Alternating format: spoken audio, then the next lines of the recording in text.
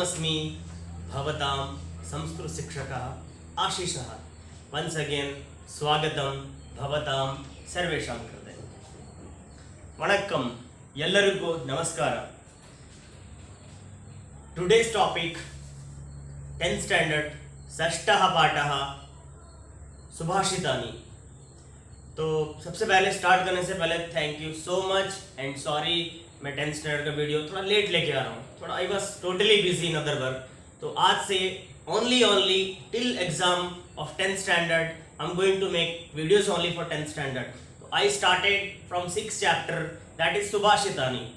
तो टाइम खराब ना करते हुए आगे चलते हैं। तो सबसे पहले श्लोक क्या बोल रहा है वो, आलस्यम ही मनुष्याणाम। तो will see here it is written आलस्यम ही मनुष्याणाम शरीरस्थो महान रिपुः नास्त्युद्यम समो बंधुः कृत्वा यम नावसीदति। I repeat one more time, आलस्यम हि मनुष्याणां शरीरस्थो महान रिपुः नास्त्युद्यम समो बंधुः कृत्वा यम नावसीदति। आलस्यम क्या होता है? आलसी, लेजी, लेजीनेस। ही अव्यय पद है, एव, ओके, ओनली। मनुष्याणाम मीन्स मानवानाम, जनानाम, अस्माकम, अर्स इत्युक्ते मनुष्यों का। तो लेजीनेस, आलस्य ही मनुष्यों का क्या है?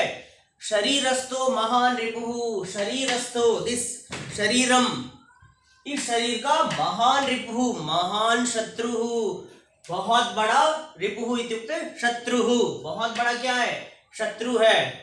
देन नास्ति उद्यम, नास्ति प्लस उद्यम, समो समानः, नास्ति उद्यम समानः बंधुः।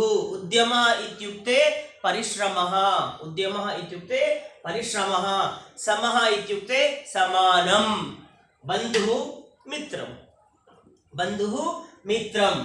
कृत्वा यम नावसीदति, okay.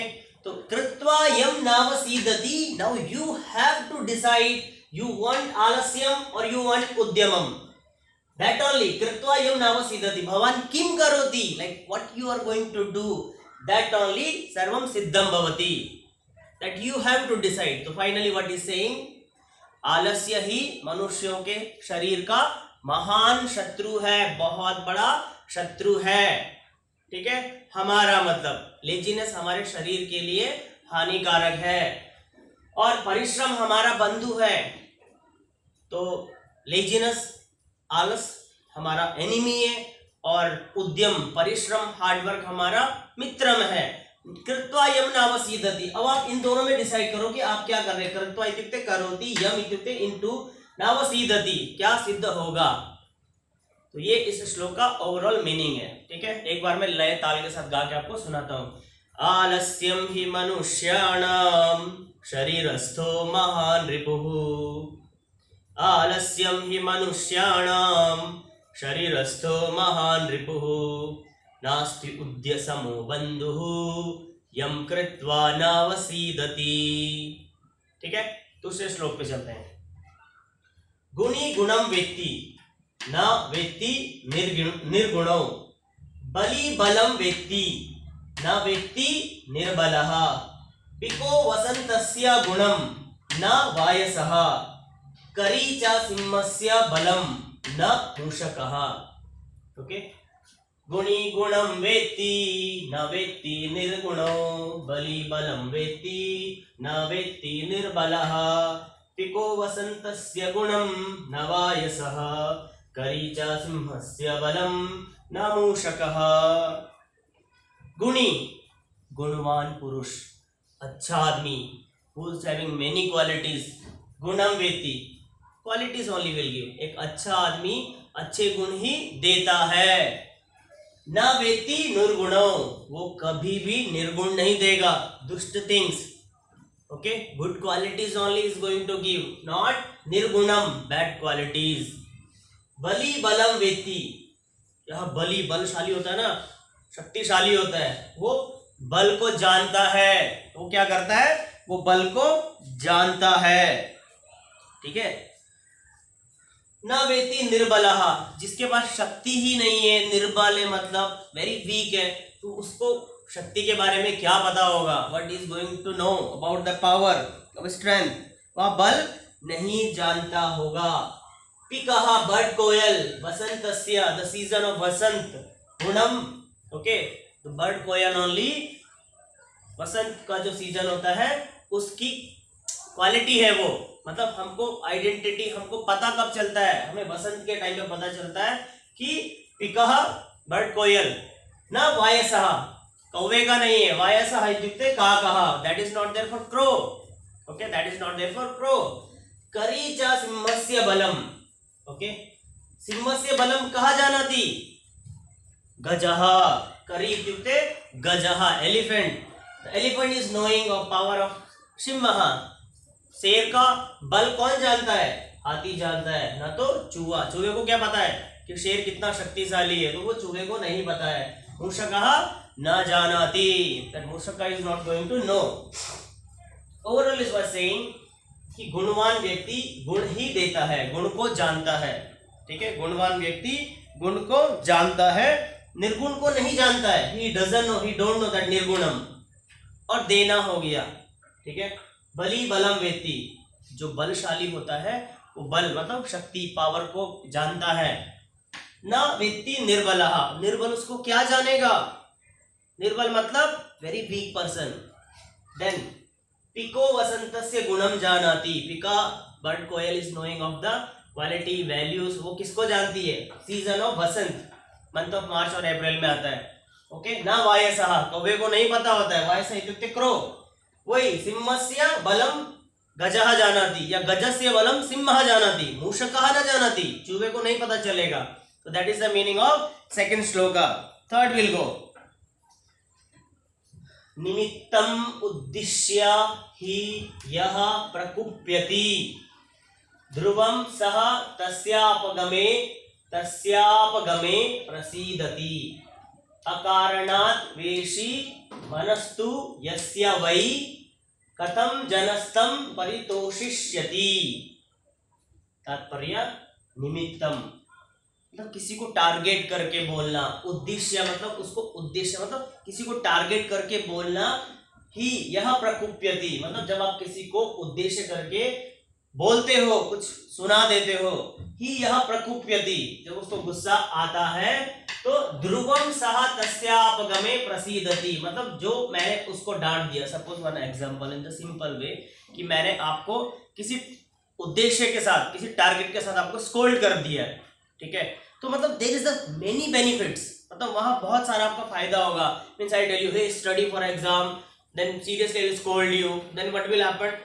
You will like get angry for me, you will get angry for me, but उसका रिजल्ट जब आपको मिलेगा, ध्रुवम बहुशीघ्रम तस्यापगमे मतलब उसका डांटे हुए का प्रसिद्धि, जो आपको रिजल्ट मिलेगा वो बहुत अच्छा होगा, वो बहुत क्या होगा?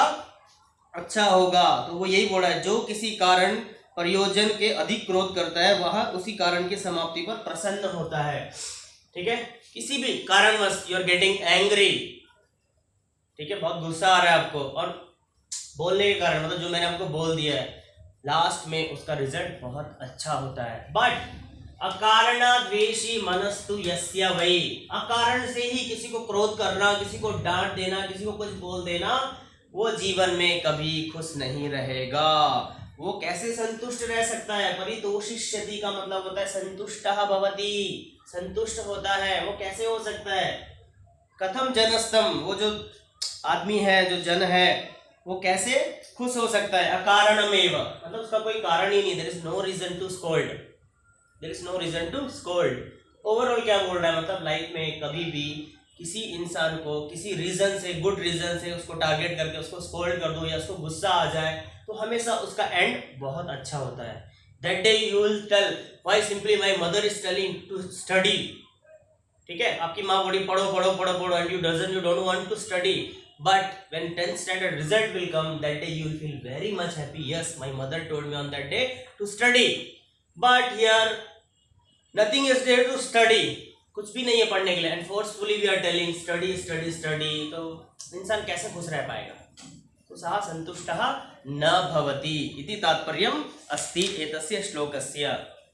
फोर्थ वन विल सी, उदीरितो अर्थः पशूनापि गृह्यते, हयाश्च नागाश्च वहन्ति बोधिताः, अनुक्तम अपि उहति पंडितो जनः, अनुक्तमप्युः युहति पंडितो जनः, परेंगित ज्ञानफला ही बुद्धयः।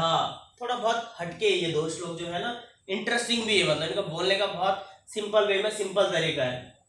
उदीरितः, उदीरितः मीन्स कथितः, बोला गया अर्थ, कुछ बोला है ना उसका अर्थ, पशुना अपि गृह्यते, मतलब कुछ बात बोली हुई बात का अर्थ पशु भी समझ जाते हैं, या पशु के द्वारा कहा भी कभी कभी हम समझ जाते हैं। हयाश्च नागाश्च, हयाश्च ही सेइंग अश्वाः, नागाश्च ही सेइंग गजाः, घोड़े और हाथी, वहंती बोधिताः, जब उनको बोल देते हैं तो वो भी समझ जाते हैं, उनका समझ में भी आ जाता है। अनुक्तम, जो हमने कहा ही नहीं है, उहति, समझ जाना, पंडितो जनः, पंडित के द्वारा ना कहा गया, या कहा गया ना कहा गया, हम अंदाज लगा सकते हैं, we can guess, yes he wants to say that word. परेंगित ज्ञानफला ही बुद्धयः, परेंगित इत्युक्ते तस्य तात्पर्यमस्ति संकेत देना, क्लू देना, just you are going to give a clue देना। ज्ञानफला ही, बुद्धिमान जो लोग होते हैं वो इशारे को समझ जाते हैं, इशारे से ही समझ जाते हैं। हम क्लू देते हैं ना, इशारा करते हैं, कम लाइक दैट, कम आउट, तो उसको कौन, जो बहुत बुद्धिमान लोग होते हैं वो इशारे की भाषा समझ जाते हैं। जो पंडित लोग होते हैं वो जस्ट क्या, मतलब ये बोलने वाला क्या है अंदाजा लगा, गेस कर लेते हैं। और यहाँ मतलब घोड़े भी इतने समझदार, ये गजा हाथी इतने भी, मतलब इनका बोला हुआ भी समझ में आ जाता है। और पशु, स्टार्टिंग में उसने पशु से किया, एंड उसने बुद्धिमान जना से किया, मतलब जो इंटेलिजेंट पीपल होते हैं। तो ये 4 श्लोकास हैं, आपको होप समझ में आया होगा। इसका तुरंत जैसे मैं इसको अपलोड करूंगा, तुरंत अगर आप इसका रिप्लाई करेंगे तो मैं ऐसे ही कंटिन्यू करूंगा, नहीं तो फिर मैं आपको पीडीएफ के तरीके से पढ़ाऊंगा। तो मैंने सोचा लाइव इज बेटर, तो जो भी है इन 4 श्लोक का आपको मीनिंग एक स्क्रीन में दे देंगे, आप उसको देख के समझने की कोशिश करना। श्लोक आपको याद करने की जरूरत नहीं, बस आपको अंडरस्टैंड करना है इसकी मीनिंग क्या है, आपको इसकी मीनिंग पता होनी चाहिए। उसके लिए मैंने I didn't right each words, आपके लिए सबसे इंपॉर्टेंट है श्लोक को समझना। बस आपको श्लोक का मीनिंग पता है, आपको श्लोक के शब्दों का अर्थ पता है, इतना बहुत अटेंशन अभी के लिए, अभी जो आप एग्जाम लिखने वाले हो। तो हम पढ़ रहे थे षष्ठः पाठः सुभाषितानि, ठीक है। तो वी हैव कंप्लीटेड अवर 4 श्लोकास, और अब आगे चलते हैं। नेक्स्ट श्लोकः, व्हाट इज सेइंग, क्रोधो हि शत्रुः प्रथमो नराणाम, क्रोधो हि शत्रुः प्रथमो नराणाम, देह स्थितो देह विनाशनाय, यथा स्थितः काष्ठगतो हि वह्नि, स एव वह्निर् दहते शरीरम। बहुत आसान है, बहुत ज्यादा आसान है। व्हाट इज सेइंग, क्रोधो ही शत्रुः, हमारा गुस्सा, ओके, आपका गुस्सा ही आपका शत्रु है। First enemy is what is yours, that is नराणाम प्रथमो शत्रु अस्ति क्रोधः, इंसान, whoever is the human being, उसका पहला एनिमी कौन है, आपका एंगर। देह स्थितो देह विनाशनाय, अगर आपके शरीर में स्थित आपका गुस्सा है तो that is enough to destroy your full body, मतलब आपको खत्म करने के लिए। देह का मतलब होता है आपका शरीर, ये शरीरम, स्थिता मतलब स्टैंड, मतलब है इनसाइड। देह विनाशनाय, आपकी बॉडी को डिस्ट्रॉय करने के लिए, खत्म करने के लिए, विनाश करने के लिए।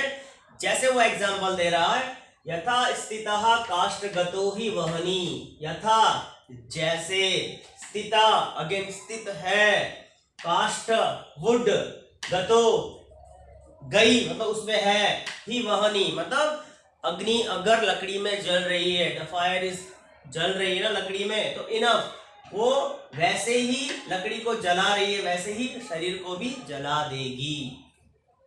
स एव वह्निर दहते शरीरम, वो ही आग हमारे शरीर को भी जला देगी। ठीक है, आगे क्या बोलता है, मृगा मृगैहि संगम अनुव्रजंती, कौन किसके साथ कैसे रहता है। ठीक है, कौन किसके साथ कैसे रहता है, मतलब मृगाः मृगैहि संगम अनुव्रजंती, हिरन होता है ना, हिरन के साथ ही रहता है, खाता पीता है, घूमता है, जो भी मतलब उसी के साथ रहता है। गावश्च गोभिः, काउज गायें, गायों के साथ रहती है। तुरगाः तुरंगैहि, तुरगास तुरंगैहि, घोड़े घोड़ों के साथ रहते हैं। घोड़े किसके साथ रहते हैं, घोड़े घोड़ों के साथ रहते हैं। ठीक है, तुरगाः इत्युक्ते अश्वाः। मूर्ख मूर्खों के साथ रहते हैं, मूर्खाश्च मूर्खैहि, मूर्ख जो होता है वो मूर्ख के साथ ही रहता है, और बुद्धिमान बुद्धिमान लोगों के साथ ही रहता है। ठीक है, बुद्धिमान बुद्धिमान लोगों के साथ, मतलब विद्वान विद्वानों के साथ। सुधयः इत्युक्ते बुद्धिमन्तः विद्वांसः। समानशील व्यसनेषु सख्यम, सब में समान रूप से एकता होनी चाहिए। क्या बोल रहा है वो, सबका स्वभाव मतलब जो आपका बिहेवियर होता है एक समान रूप से होना चाहिए, जैसे एक मित्र की तरह होता है। Simple logic again is coming in this shlokas. इंसान गधों के साथ तो रह नहीं सकता, या गधे is coming to your bed, आपके बेड के ऊपर आके सो रहे हैं और आप गधे के वहां जाके सो रहे हो, आप कुत्ते के साथ जाके सो रहे हो, ऐसा तो नहीं होता, राइट। जो जहां पे है उसके लिए जैसा है वैसा ही है। भिखारी फुटपाथ पे ही सोता है तो वो फुटपाथ पे भिखारी ही सोते हैं, आप तो भिखारी की जगह में जाके नहीं सो सकते, या भिखारी उठ के आपकी जगह में नहीं सो सकता, राइट। तो डिफरेंस है, तो जो जैसा है वो वैसे ही ठीक है, चाहे वो कुछ भी हो। सेवितव्यो महावृक्षः फल छाया समन्वितः, हमेशा एक पेड़ की, महान वृक्ष की, एक पेड़ की हमेशा सेवा करनी चाहिए, मतलब रक्षा करनी चाहिए, शुड प्रोटेक्ट। फल छाया समन्वितः, उसमें फल भी होती है छाया भी होती है। ठीक है, जिस पेड़ में फल है छाया है तो उसको हमेशा प्रोटेक्ट करते रहना चाहिए। यदि देवात् फलम नास्ति, यदि देवात् फलम नास्ति, अगर भगवान की कृपा से, ठीक है, ऊपर वाले की कृपा से अगर उस पे फल नहीं भी लगते हैं तो कोई प्रॉब्लम नहीं है, छाया तो वो देगा ही देगा, उसको तो कोई रोक ही नहीं सकता।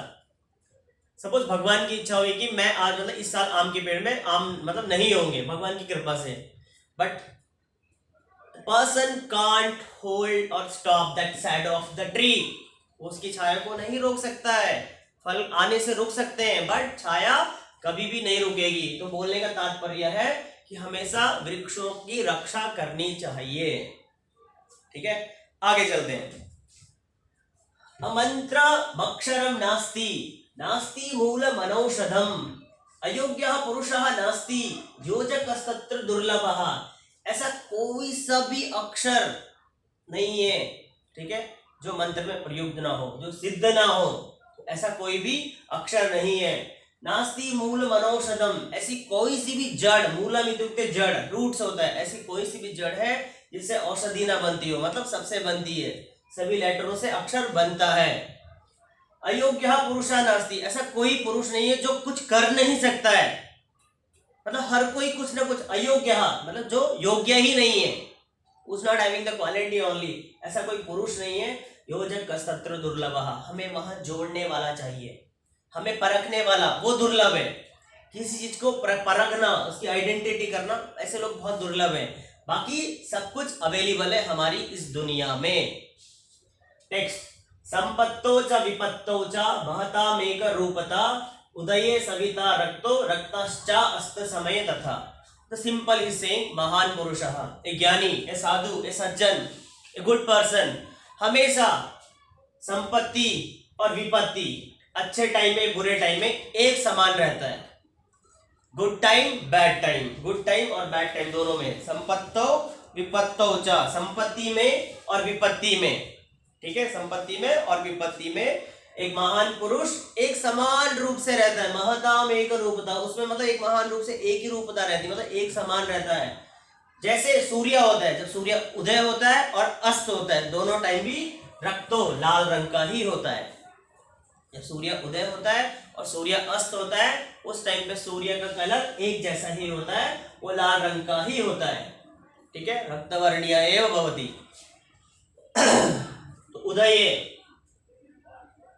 उगना, जब उगता है, सविता सूर्य, रक्तः लाल रंग का, रक्तश्च अगेन लाल रंग का, च अस्त समये, अस्तमय यदा अस्तम गच्छति, उस टाइम पे भी वैसे ही होता है। तो वो बोल रहा है एक अच्छे इंसान की आइडेंटिटी बता रहा है। विचित्रे खलु संसारे, विचित्र है संसार में। ठीक है, ये संसार है विचित्रमेव नास्ति किंचित निरर्थकम, कुछ भी वेस्ट नहीं है, कुछ भी निरर्थकम नहीं है, कुछ भी निरर्थक नहीं है। अश्वस्य धावने वीरः, घोड़ा है, भागने में प्रवीण है, मतलब वीर है, मतलब भागने में बहुत परफेक्ट है। और भारत से वहने खरहा, और जो गधा है, खच्चर है, डोंकी है, वो वेटेज, वेट लेके जाने के लिए है। मतलब हर किसी, चाहे वो एनिमल हो, चाहे वो बर्ड हो, चाहे वो इंसान हो, चाहे वो कोई भी हो, हर किसी की क्वालिटी क्या बोलता है, फिक्स है। मतलब कि कहाँ जिस इंसान का जो काम, मतलब कुछ भी निरर्थक नहीं है, कुछ भी वेस्ट नहीं है, सब अपनी जगह में परफेक्ट है, सब अपनी जगह में परफेक्ट है। तो बच्चों, ये जो श्लोक मैंने अभी तक आपको पूरे बताए, 10 के 10 श्लोक, इसमें से जो सबसे इंपॉर्टेंट मुझे लगता है जो एग्जाम में आएगा, तो वो मैं बहुत जल्दी आपको एक गद्यांश, पद्यांश और नाट्यांश बहुत जल्दी लेके आऊंगा। उसमें आपको समझाऊंगा कि कैसे क्वेश्चंस आते हैं। एक एग्जाम्पल देख लेते हैं। ठीक है, एक पदेन उत्तर आता, पद्यांश आता है आपकी बुक में। अवंतरम अक्षरम नास्ति, नास्ति मूलम अनौषधम किम नास्ति, ऐसे क्वेश्चन आएगा। ठीक है, आपके पहले एक श्लोक आएगा एग्जाम में, आपके पास एक श्लोक आएगा, श्लोक से वो एक पदेन उत्तरता और पूर्ण वाक्य उत्तर, 2 क्वेश्चन पूछेगा। तो 2 में से सपोज मान लो क्वेश्चन नंबर 8 है, श्लोक नंबर 9 है, या श्लोक नंबर 10 ले लो, या 5 ले लो, 6, कोई सा भी ले लो। मतलब आप सोचोगे कि मैंने पहले से प्रिपेयर किया, नहीं, आप कुछ भी 10 भी ले सकते हो, आप 9 भी ले सकते हो। तो ओके, ठीक है, 10th विल टेक। विचित्रे खलु संसारे नास्ति किंचित निरर्थकम अश्वच्चे धावने वीरः। ओके, अश्वः कः वीरः, फर्स्ट क्वेश्चन आएगा, कः वीरः, अश्वः वीरः। तो आपको इसका मीनिंग पता होना चाहिए। तो मैं आपको क्या बता रहा था, मैं आपको मीनिंग समझा रहा था। अगर आपको पूरी मीनिंग समझ में आ गई है तो इसका अन्वय भी बहुत आसान होता है, इसका अन्वय भी बहुत आसान होता है, अन्वय लिखने की विधि भी। तो मैंने भी क्वेश्चन वाली विधि बताई थी, एक पदेन उत्तर, कः वीरः, अश्वः वीरः, कुत्र वीरः, धावने वीरः। ठीक है,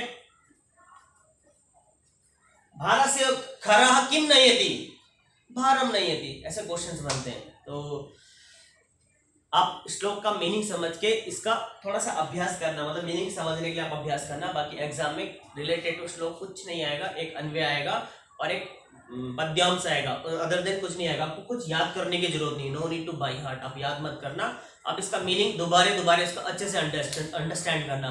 तब तक के लिए ठीक रहो, आराम से रहो, खुश रहो, धन्यवाद। और अपूर्वा की शाला से जुड़ते रहना। ठीक है, चलो फिर हम चलते हैं। जय श्री राम।